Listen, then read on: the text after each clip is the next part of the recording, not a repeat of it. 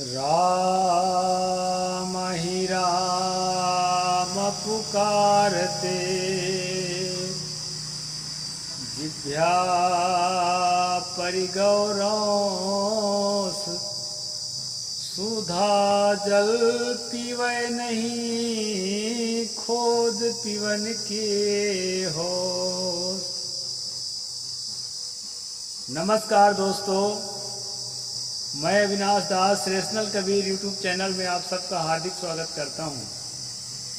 साथियों, यदि चैनल को सब्सक्राइब नहीं किए हैं तो सब्सक्राइब जरूर करें, शेयर करके अपने सभी ग्रुपों में सभी मित्रों तक पहुंचाएं, बेल आइकन को प्रेस करें, ऑल नोटिफिकेशन ऑन रखें ताकि हर नया अपडेट आप तक पहुंच सके।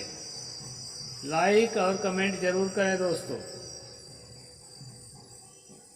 मैंने सतगुरु कबीर साहब की एक साखी आपके सामने रखी है, आज उसी का संक्षेप में अर्थ करूंगा। सतगुरु ने कहा, राम ही राम पुकारते, जिभ्या परिगव रौंस। साथियों, रौंस कहते हैं घट्ठा को। आपने देखा होगा, जो आदमी मेहनत मजदूरी का काम कभी नहीं किया है, वो जब फाल कुदाल रापा गैती चलाता है या कोई भी टूल्स हाथ में लेता है, कुल्हाड़ी वगैरह, तो उसके हाथ में जो है छाले पड़ जाते हैं और छाले फफोले पड़ जाते हैं, उसमें जो है पानी भर जाता है और उसको फोड़ता है तो पानी निकल जाता है। इस तरह दोस्तों कई बार होगा। इसके बाद जब यह काम करते करते करते करते वो उस जगह में गांठ गांठ में चमड़ी मोटी हो जाती है, उसी को कहते हैं घट्ठा। यानी घट्ठा पड़ गया है। फिर वो टूल्स जब हाथ में पकड़ता है तो फिर उसको फोड़ा नहीं होता, हाथ उसका उसी रूप में जो है। इसको नेचुरल सिलेक्शन भी का हिस्सा कहा जा सकता है। ये शरीर में किसी भी प्राणी के, किसी के जीव के शरीर में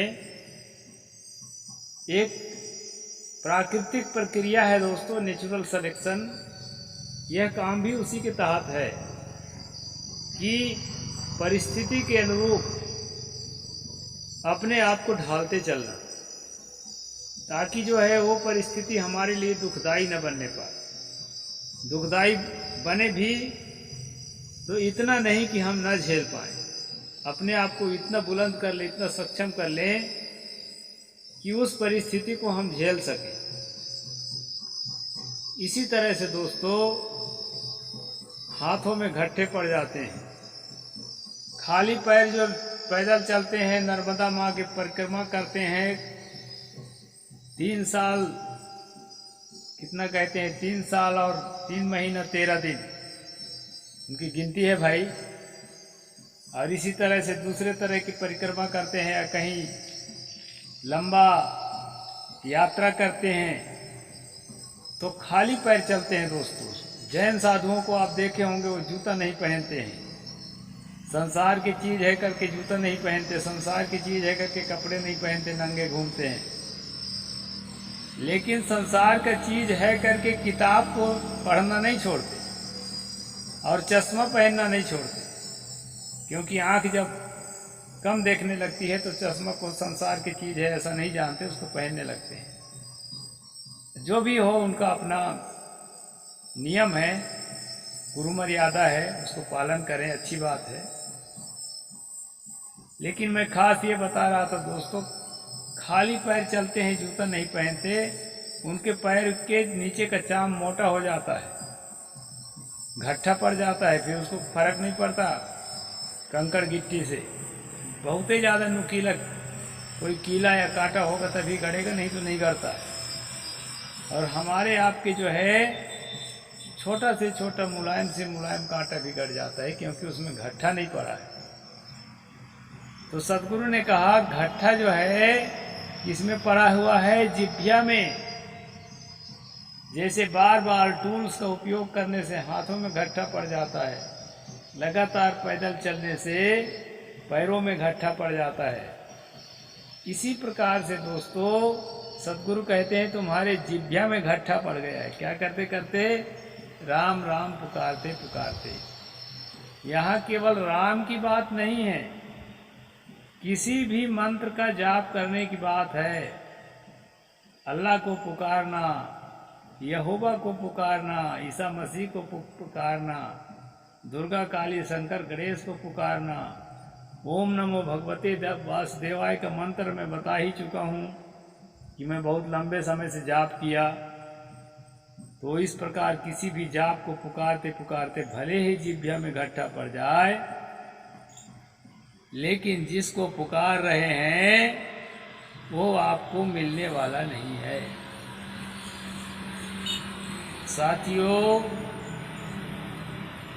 वो मिलने वाला इसलिए नहीं है कि उस तरह का कुछ होता ही नहीं है।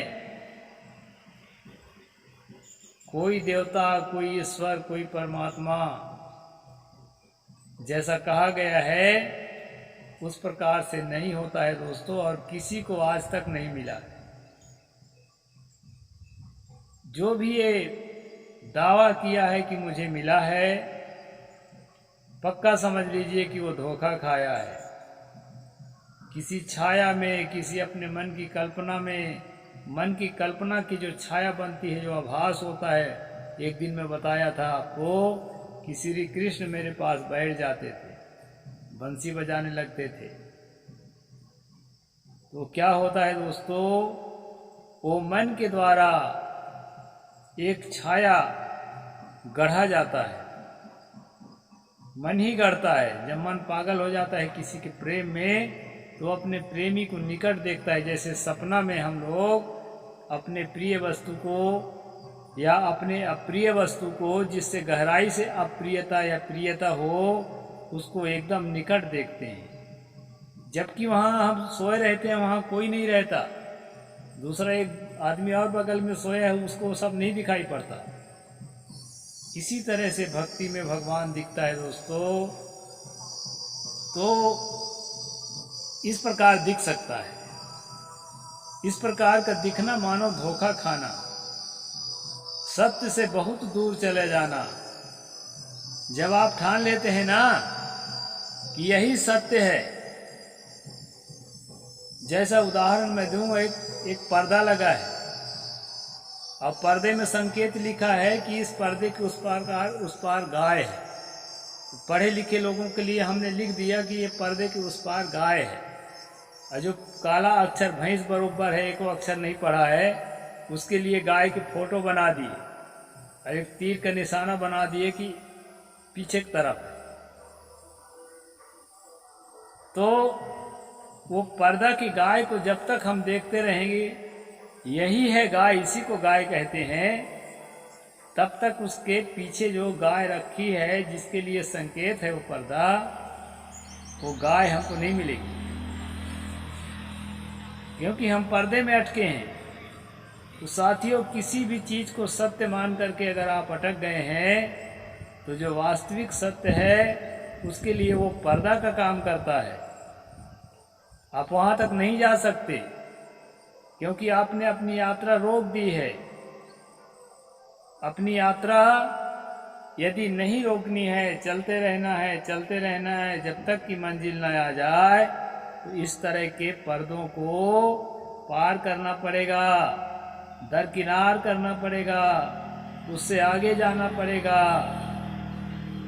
तो साथियों, मैं कह रहा था कि राम ही राम पुकारते जिभ्या पर गए रोंस, घट्ठा पड़ गया जीभ में किसी भी नाम को पुकारते पुकारते। ओम नमो भगवते वासुदेवाय पुकारते पुकारते, सीताराम सीताराम पुकारते पुकारते, ओंकार ज्योति निरंजन रनंकार सोहम सतनाम पुकारते पुकारते, ओम भूर्भुवः स्वहा, और क्या क्या। आज समाजी लोग तो केवल ओम ओम ऐसा ही पुकारते हैं, या और कई पंथ के लोग पुकारते हैं अपने अपने जो भी सिखाया गया है। साथियों, कोई प्रार्थना के पीछे, कोई जप के पीछे, एक तो कोई प्रलोभन है, आपको लालच है कि इसके माध्यम से हमारा कुछ अच्छा होने वाला है। एक तो दबाव है, आपके गुरु महाराज ने दबाव डाल दिया है, ऐसा करना ही पड़ेगा, तभी मनुष्य जन्म से पार हो गए मुक्ति धाम के लिए। और एक तो किसी ने निर्देश किया है कि ऐसा करना अच्छा होता है। तो ये तीनों कारणों से यदि आप ऐसा कर रहे हैं तो आप कभी भी सत्य तक नहीं पहुंच सकते, क्योंकि ये तीनों कारण पर्दा है, आपके लिए रुकावट है। आपकी आंखों की किरण जो है पर्दे के उस पार तक नहीं जाती, उधर चीजें को नहीं देखती है। तो सदगुरु ने कहा, राम ही राम पुकारते जिभ्या पर गौरांस, और सूधा जल पीवे नहीं खोद पीवन की होश। खोद करके पानी पीना अच्छा है, आपे खोदो और आपे पानी पियो तो कोई बुरा नहीं है, लेकिन खोदने के पहले प्यास लगेगी।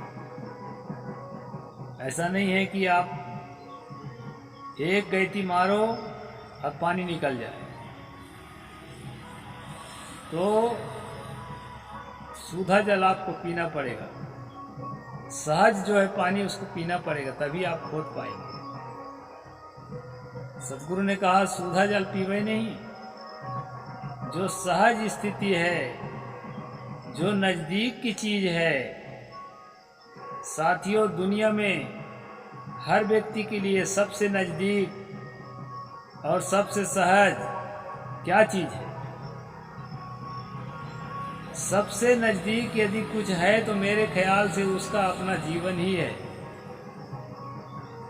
हमारे लिए हमारे जीवन से और ज्यादा नजदीक कुछ भी नहीं होता है। इसलिए नजदीक में टटोलें, अपने जीवन को टटोलें। और दूसरी बात ये भी है दोस्तों, ये सबसे नजदीक की चीज होने के साथ साथ सर्वाधिक समय तक यानी पूर्ण समय तक आपके साथ की चीज है। बाकी चीजें जो है ना, पल दो पल में आपसे मिलेगी, टकराएगी और चली जाएगी। सारा संसार निरंतर आपसे दूर जा रहा है, आपसे केवल आप दूर नहीं जा रहे हैं। तो सूधा जल के रूप में सबसे पहले सूधा जल तो आप स्वयं है अपने लिए। अपने को देखें, जो सबसे सरल, जो बिना मेहनत किए हो जल आप स्वयं हैं। सदगुरु ने कहा, सूधा जल पीवे नहीं, और खोजना चाहता है और पाना चाहता है, बहुत अच्छा है, भगवान यहाँ मिलेगा, वहाँ मिलेगा, स्वर्ग में मिलेगा, नरक में मिलेगा, मरने के बाद मिलेगा। इसी पर दोस्तों सदगुरु ने कहा, यहाँ वहाँ कहीं नहीं मिलेगा, और जो मिलेगा भी कुछ तो मिलते हैं। जीवन है, कितने चीजें मिली, कितनी चीजें छूटी, तो मिलेगा जरूर, लेकिन छूट भी जाएगा यदि कोई चीज मिलेगी तो। और यदि आप अपने आप से चाहें कि मैं अपने से छूटूं तो नहीं छूट सकते। इसलिए संतों ने उदाहरण दिया है कि अपने आप से आप नहीं छूट सकते, लेकिन अपने को ही ठीक से जानो, अपनी कमियों को जानो, अपनी बुराइयों को जानो, और साथ साथ अपनी अच्छाइयों को भी जानो।